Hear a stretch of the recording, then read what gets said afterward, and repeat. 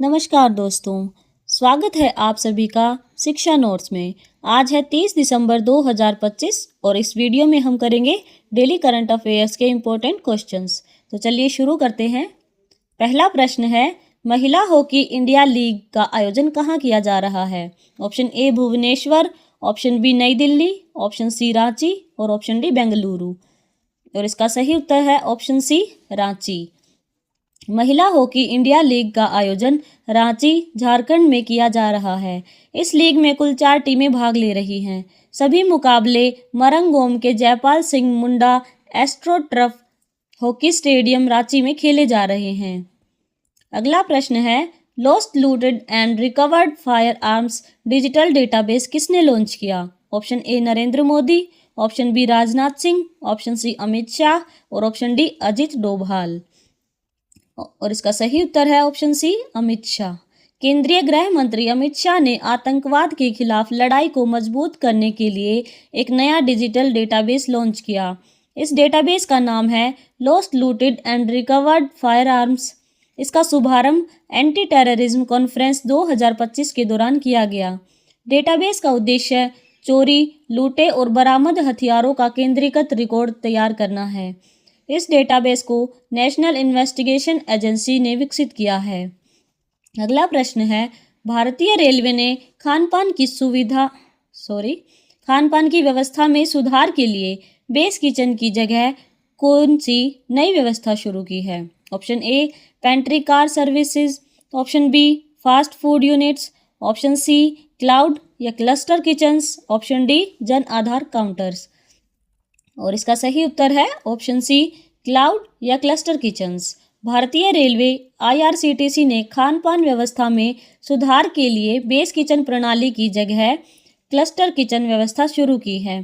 Cluster kitchen आधुनिक और केंद्रीकृत रसोई होती है, जहां से कई ट्रेनों के लिए भोजन तैयार किया जाता है। इस व्यवस्था का उद्देश्य भोजन की गुणवत्ता, स्वच्छता और समयबद्ध आपूर्ति को बेहतर बनाना है।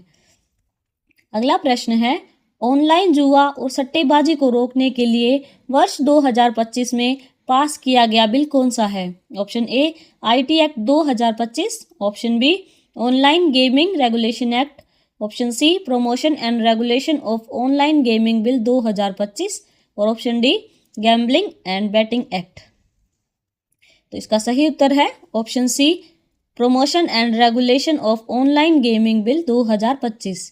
Promotion and regulation of online gaming bill 2025 का उद्देश्य ऑनलाइन जुआ और सट्टेबाजी पर रोक लगाना, पैसे से खेले जाने वाले गेम्स की निगरानी और उनका नियंत्रण, ई स्पोर्ट्स, शैक्षिक और सामाजिक गेम्स को बढ़ावा देना। अगला प्रश्न है, अगले 5 वर्षों में भारत में एआई डेटा सेंटर के लिए कुल कितना निवेश किया जाएगा?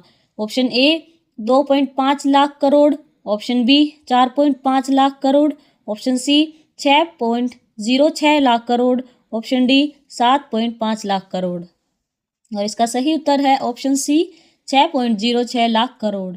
माइक्रोसॉफ्ट, अमेजॉन, गूगल और मेटा जैसी दिग्गज कंपनियों ने अगले 5 वर्षों में भारत में 6.06 लाख करोड़ रुपए के निवेश की घोषणा की। यह निवेश एआई डेटा सेंटर और क्लाउड इंफ्रास्ट्रक्चर के निर्माण में होगा। माइक्रोसॉफ्ट के सीईओ सत्या नडेला ने अकेले 1.57 लाख करोड़ रुपए के निवेश का वादा किया है। अगला प्रश्न है, कांग्रेस द्वारा नई ग्रामीण रोजगार योजना विकसित भारत जी राम जी के खिलाफ 5 जनवरी से शुरू किए जाने वाले आंदोलन का नाम क्या है? ऑप्शन ए ग्रामीण अधिकार आंदोलन, ऑप्शन बी मनरेगा बचाओ आंदोलन, ऑप्शन सी विकसित भारत विरोध आंदोलन, ऑप्शन डी रोजगार रक्षा आंदोलन। और इसका सही उत्तर है ऑप्शन बी मनरेगा बचाओ आंदोलन। कांग्रेस ने नई ग्रामीण रोजगार योजना विकसित भारत जी राम जी के खिलाफ आंदोलन शुरू किया है। आंदोलन 5 जनवरी 2026 से शुरू होगा। आंदोलन का नाम है मनरेगा बचाओ आंदोलन। अगला प्रश्न है, दिल्ली पुलिस द्वारा संगठित अपराध, अवैध हथियारों और नशीले पदार्थों के खिलाफ चलाई गई अभियान का नाम क्या है? ऑप्शन ए ऑपरेशन सफाई, ऑप्शन बी ऑपरेशन आघात 3.0, ऑप्शन सी है ऑपरेशन विजय, ऑप्शन डी है ऑपरेशन शांति। और इसका सही उत्तर है ऑप्शन बी ऑपरेशन आघात 3.0। दिल्ली पुलिस ने संगठित अपराध, अवैध हथियार और नशीले पदार्थों के खिलाफ अभियान चलाया। अभियान का नाम है ऑपरेशन आघात 3.0। अगला प्रश्न है, हिम MSME फेस्ट 2026 का आयोजन जनवरी में कहाँ किया जाएगा? Option A Manali Himachal Pradesh, option B the Ridge Shimla Himachal Pradesh में, ऑप्शन सी कांगड़ा हिमाचल प्रदेश और ऑप्शन डी धर्मशाला हिमाचल प्रदेश। और इसका सही उत्तर है option B the Ridge Shimla Himachal प्रदेश।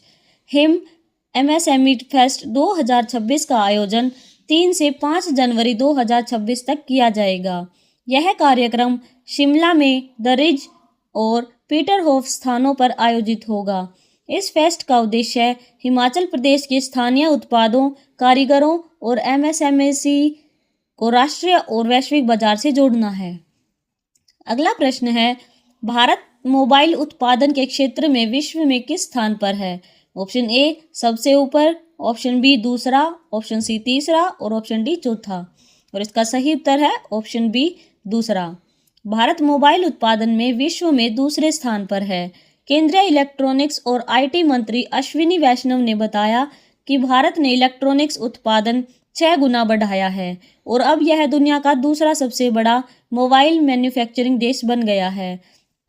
PLI स्कीम और मेक इन इंडिया योजनाओं की बदौलत मोबाइल उत्पादन और निर्यात में काफ़ी वृद्धि हुई है।